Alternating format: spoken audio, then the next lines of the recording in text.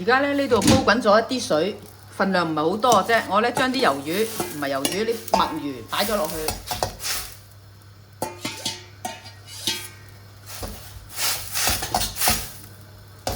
淥熟下佢，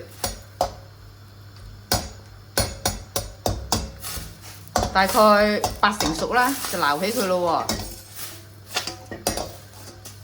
喎。然後咧就將啲合掌瓜用翻嗰啲水啦，擺落去合掌瓜同埋呢啲咁嘅 French radish 啊，呢排收成佢啊嘛，日日摘幾條食下，邊條大就摘邊條咁咯。咁咧我哋就冚住佢煮腍佢。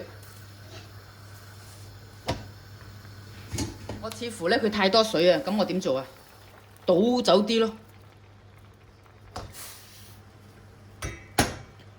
哇！睇下嗰碗嘢幾多花青素去晒嗰碗嘢度 ，purple 嘅 ，blue 嘅唔係 purple 啊。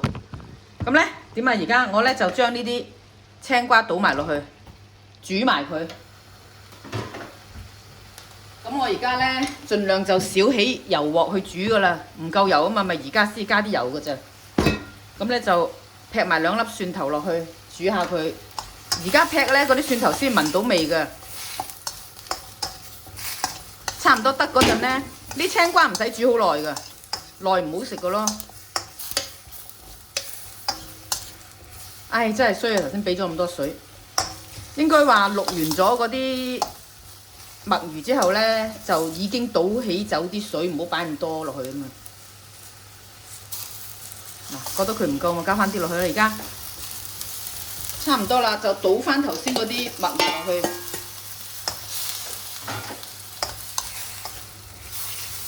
咁咪就係有個墨魚炒瓜嘅餸咯，係咪？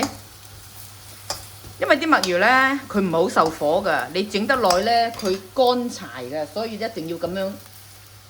首先整到佢差唔多咁多成熟，再燴翻落去先至燴嗰個熟嘅程度啱好㗎。其實醃墨魚嗰陣咧有少少鹽嘅，所以嗰啲水霎佢啲水有啲鹽嘅，咁但係我覺得佢會唔夠鹹咯，所以咪加啲豉油落去咯，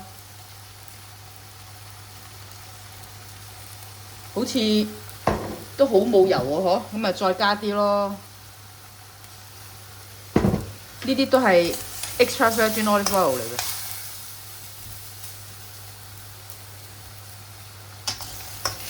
咁現場咧係聞到幾香嘅蒜頭味嘅，講真。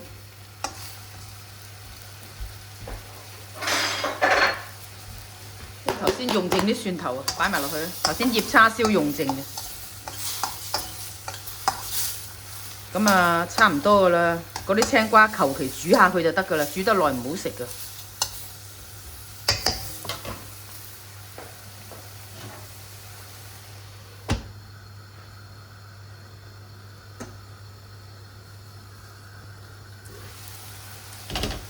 肯定得啦，我而家起鑊啦。